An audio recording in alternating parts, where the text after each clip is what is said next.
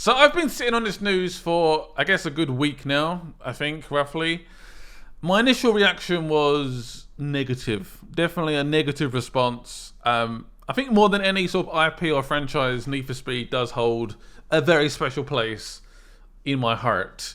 I love it a lot. Hence my channel. I played 2015. I played Payback loads. I played Heat loads. I've been playing the old games as well. Underground 2, Most Wanted, Carbon. I love Need for Speed. So it's something that means a lot to me. So when this news came out, not gonna lie, I was a little bit initially upset. I was a bit gutted. Not gonna lie. So Ghost Games is no more. It is now EA Gothenburg, and it's basically a sort of backup studio, helps with additional projects. It is not working on Need for Speed anymore. It is not the sole studio for Need for Speed.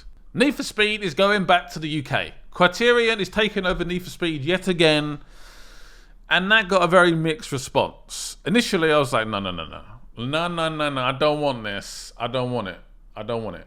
But apparently there is reasons for this. So apparently EA is struggling to attract people to Sweden to join a studio and develop Need for Speed, make it a better game. They're just struggling to get people over there and to stay there, which is understandable. And apparently previous Need for Speed games that Criterion worked on done pretty well for EA. I mean, Need for Speed Most Wanted, I think it's 2012. That was a bad game, but it sold well. And EA's got to be very careful. Yes, sales are great, money's great, but that game was shocking. So many people love Most Wanted 2005. Like, it holds a very special place in a lot of people's hearts. It's some people's favourite Need for Speed game ever. They're using that name to basically sell copies, and the game wasn't very good. But Criterion they have a really good history with games, and on reflection, my initial reaction was obviously quite negative, but now thinking about it, I think this might be a good move, and I will discuss why. Before we continue, I do want to talk about Ghost Games. Obviously now it's EA Gothenburg. I think that's how you say it. I probably said that completely wrong.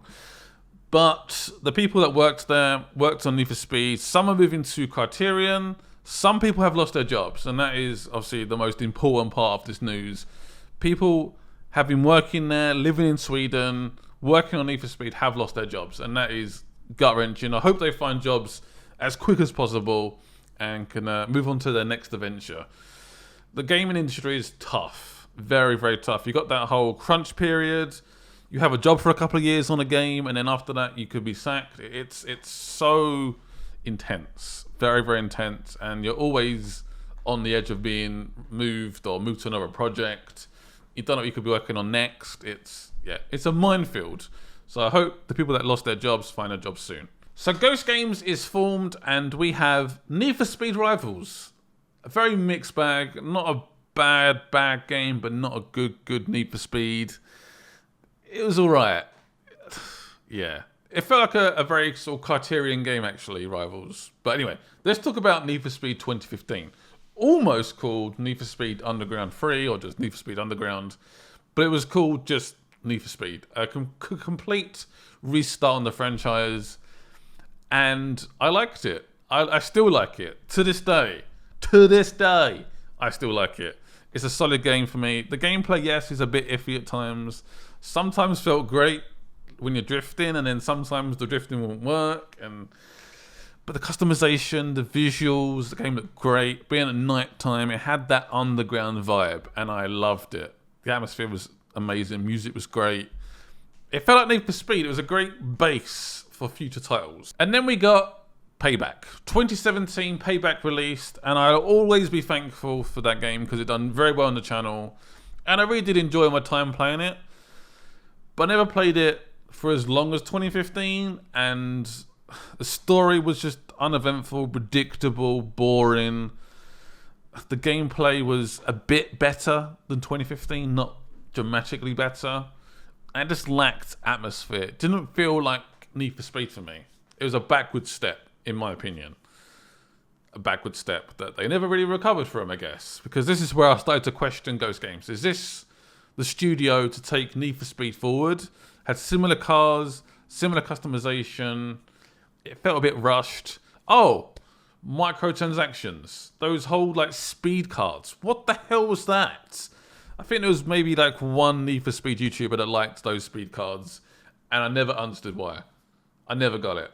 It's just very artificial, fake, a way to get money out of Need for Speed. EA was clearly involved. The heads of EA were involved. They wanted a way to get more money from us as a player, and I just didn't like Payback. I didn't like it. It was a negative backstep for me from 2015. It had such a strong base. And then we come to Need for Speed Heat. I'm always quite split when I talk about this game. I still like it. For me, it has much better handling than the previous two titles. But then you start to see the same customization as 2015, the same cars. It's the same engine. It doesn't feel very different than 2015. There's not much progression there. And I did like the whole sort of Pro Street, daylight, go to night, and then it feels like underground. I really like that. I think that's a really cool idea. And I still think it's a cool idea. But the updates, the content after release has been absolutely horrific. There is rumors the updates are still coming at some point this month. I don't know anything myself. I've got absolutely no idea. We was told February would be the update, the big update, but it's still not here yet. It's now the 21st of February. We have no update. There's no new content. The game is slowly dying. There's still no real multiplayer for Need for Speed. How's that happened? How is there still not any decent multiplayer for Need for Speed? I don't get it. Ghost Games took over Need for Speed in 2013 and there's still not been a decent multiplayer all the way to 2019 or 2020. It doesn't make any sense. This is why I'm sort of slightly leading towards, hopefully, Criterion coming in, doing a next-gen Need for Speed game. Hopefully starting from scratch. I want some of the old cars back. I want the R32s, I want the R33s, I want the Supras, I want all the cars that we want in the game. I know there's more to it than that. Customization is pretty good, but it can definitely be improved. We want a good story, we want a good map, we want multiplayer on day one. The big update for Need for Speed Heat was like, there's now leaderboards. I'm like, oh my god, this should be out like day one. It's madness. And it's not like the game's dramatically changed since 2015. It's still the same cars, the same parts, the same engine. It's still the same game. There's not much change between Need for Speed 2015 and 2019. And I realise putting a car into a game involves a lot of legal jargon and it takes a lot of work to put a car into the game and add parts. I get it. I get it. I really do. I completely understand. But hopefully they can attract more talent to London, to Guildford, Criterion, and they can start to build on what Ghost Games have done. And I'm hoping, I guess 2021 or 2022, they can release a next-gen only Need for Speed game. I'd be so excited for that. I'm still worried though. Criterion have a very mixed bag when it comes to Need for Speed. There's some really good titles and some really bad titles. Like Burnout Paradise was an incredible game. They worked on Battlefield Firestorm in 2018 and they've been very quiet since then. They worked a bit on Battlefront 2. They've done the Starfighter Flight mode? I forgot the name of it, but yeah, that mode in Battlefront 2. They've been working on projects, but like side projects. They haven't been the main studio for a couple of years now. So can EA attract the talent to come to Guildford to work on Need for Speed? Hopefully. That's the plan. So yeah, I'm excited now. I feel like it's the right move now to move Need for Speed to a new studio and to start from scratch. If they are starting from scratch completely, the game might not come out until 2022, in my opinion. We'll see. It depends how many people they bring over, how big the studio is. It all depends. Because I think there's still a massive future for Need for Speed. It's such a big IP. There's still a lot of potential there. A good story, a good open world, good customization, good amount of cars. and you're onto a money pit.